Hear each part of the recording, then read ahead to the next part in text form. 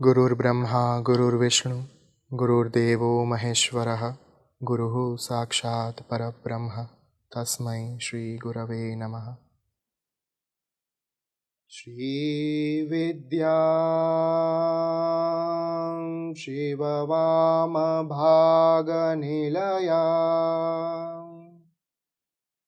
ऋङ्कारमन्त्रोज्ज्वला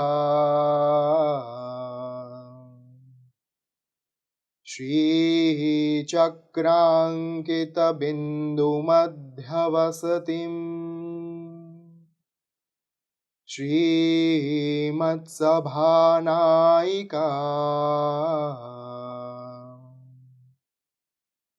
श्रीमत्षण्मुखविघ्नराजजननीं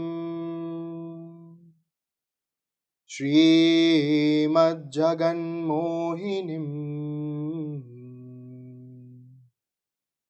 मीनाक्षीं प्रणतोऽस्मि सन्ततमहं कारुण्यवारानिधिं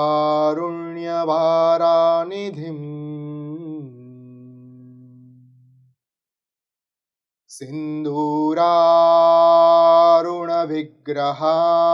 त्रिनयनां माणिक्यमौलिस्फुरा तारानायकशेखरां स्मितमुखी मापीनवक्षोरुहा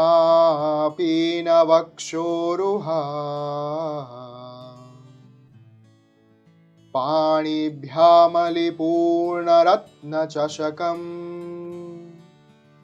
रक्तोत्पलं बिभ्रतिम् सौम्यां रत्नघटस्थरक्तचरणां ध्यायेत् पराम् अंबिका। सर्वप्रथम मैं अपने गुरु श्री ओम स्वामी तथा आप सभी के अंदर विराजमान माँ आदि पराशक्ति को साष्टांग दंडवत प्रणाम करता हूँ, जिनकी दिव्य प्रेरणा से आज हम सब यहाँ पे उपस्थित हुए हैं। नारायणी नमोस्तुते। अति सुंदर, सम्मोहक और पूरी तरह भावना में डूबने वाला परख आपकी यात्रा, शक्ति यात्रा मैं कहूँगा कि जिस तरह से आप दुर्गा सप्तशती और शक्ति उपासना से जुड़े और आपने काफ़ी इस पर रिसर्च किया है और साधना भी की है खुद। अपने सफ़र के बारे में थोड़ा सा मुझे बताएं, जिसमें इतनी कम उम्र में एक बच्चा माँ आद्याशक्ति की तरफ कैसे आता है, झुकता है। Ram ji, at the age of 7 और 8, जब मैं बहुत छोटा था, तब बच्चे ज़्यादातर अगर प्रवास के लिए जाएंगे तो वहाँ पे खिलौने ढूंढेंगे या फिर चॉकलेट्स मांगेंगे अपने माता पिता से। मेरे किस्से में ये था कि जब मैं किसी प्रवास के लिए अपने परिवार के साथ जाता था, वहाँ पे जो पुस्तक भंडार होता था, वहाँ से मैं लेता था शिव पुराण या फिर देवी भागवत या फिर ब्रह्मांड पुराण। तो अलग अलग प्रकार के धार्मिक ग्रंथ, गीता प्रेस गोरखपुर की जो हमारी बहुत अद्भुत संस्था है जो धार्मिक ग्रंथ प्रकाशित करती हैं, उनके पुस्तक मैं उठाता था। हालांकि मुझे संस्कृत पढ़ना नहीं आता था, तो मेरे पिताजी पूछते थे कि बेटा, आप ये जो ग्रंथ ले रहे हैं, इसकी भाषा और इसके अंदर जो बातें लिखी गई हैं, वो बातें आपकी उम्र के लिए शायद अभी बहुत जल्दी होगी।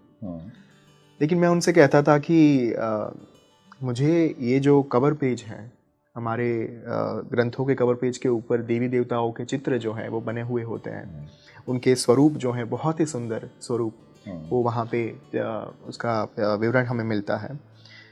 तो वो मुझे लुभाता था और उसी कारण से ये ग्रंथ जो है वो मैं लेता था। अब समय के साथ धीरे धीरे भाषा के ऊपर प्रभुत्व जो है वो बढ़ने लगा, क्योंकि एक तो मेरा परिवार पंडित परिवार, मेरी कई पुश्तें जो है वो कर्मकांड में वही उनका व्यवसाय रहा है। और मेरे परिवार में, मेरी पीढ़ी में कई सारे मेरे पूर्वज जो हैं वो बहुत बड़े बड़े उपासक हो गए।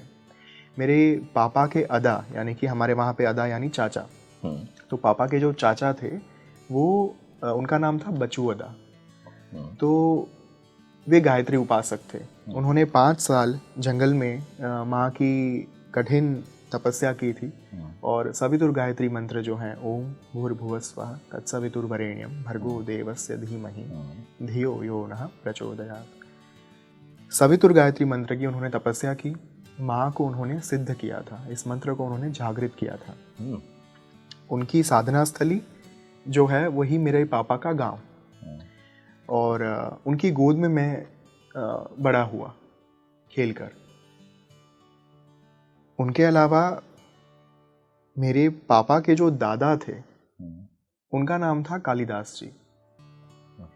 वे महाकाली के उपासक थे, महाविद्या के उपासक। जो हमारी पहली महाविद्या है, 10 महाविद्याओं में से 10 महाविद्या हैं, काली, तारा, महात्रिपुर सुंदरी, भुवनेश्वरी, त्रिपुर भैरवी, छिन्नमस्ता, बगलामुखी, मातंगी, धूमावती और कमलात्मिका। उनमें से पहली महाविद्या महाकाली के वे उपासक थे। इतना ही नहीं, वहाँ पे जहाँ मेरे पापा का जन्म हुआ था, राजकोट जो मेरा शहर है, वहाँ से थोड़ी ही दूर गोंडल गांव है। उनके जो स्टेट जो राजा थे, उनके वे राज ज्योतिषी थे, मेरे पापा के दादा कालिदास जी। वो लिगेसी जो है वो एक विरासत कहीं ना कहीं डीएनए में चलती आ रही थी। और पूरा परिवार कर्मकांडी परिवार था पापा की ओर का। बचपन से यज्ञ जो है, होम हवन, ये हम ऐसे देखते थे जैसे हम भोजन ग्रहण करते हो। इतना जीवन का हिस्सा हो जाता, फ्रीक्वेंट चीज़ें थी। तो कभी संस्कृत भाषा के प्रति ये नहीं हुआ कि अच्छा ये सीखने के लिए संघर्ष नहीं करना पड़ा। बहुत दुरूह या बहुत ही कठिन भाषा नहीं, लेकिन वो प्रैक्टिस का टाइप ऑफ बिल्कुल जीवन पद्धति में चली आ रही है। तो जैसे जैसे आप अगर वो भाषा सुनेंगे, पढ़ेंगे, वैसे वैसे वो भाषा के प्रति आपका लगाव भी बढ़ता जाएगा।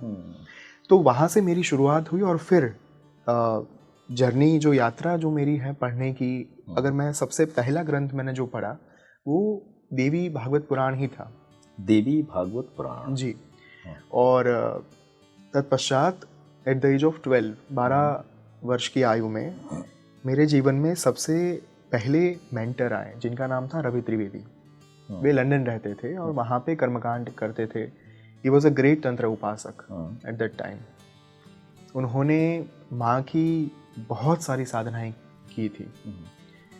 मैंने कभी भी उनको ये नहीं कहा था कि मुझे माँ के प्रति कितनी आस्था है, कितनी श्रद्धा है।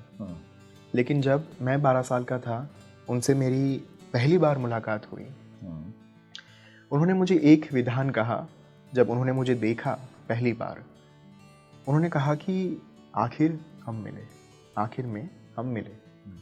This is the cosmic relation. बिल्कुल, कुछ पहले से पूर्व निर्धारित होता है, बहुत ही निर्धारित होता है। जब ऐसी यात्रा की शुरुआत में कुछ कुछ चीज़ें आपके साथ होती है जहाँ पे आपको उन घटनाओं के पीछे का तात्पर्य नहीं पता होता, लेकिन ब्रह्मांड को पता होता है कि ये यात्रा मुझे कहाँ पर लेकर जानी है। हमें नहीं पता है कि उद्देश्य क्या है, वास्तव में हम क्यों मिल रहे हैं। बिल्कुल। लेकिन वो कहीं ना कहीं रिलेशंस वो ऑलरेडी होते हैं जी। नियत निर्धारित करती है कि आप क्यों, किससे, कब मिल रहे हैं और उसका पर्पस क्या होगा। बिल्कुल। कोई चीज़ जीवन में उद्देश्य से पाना है।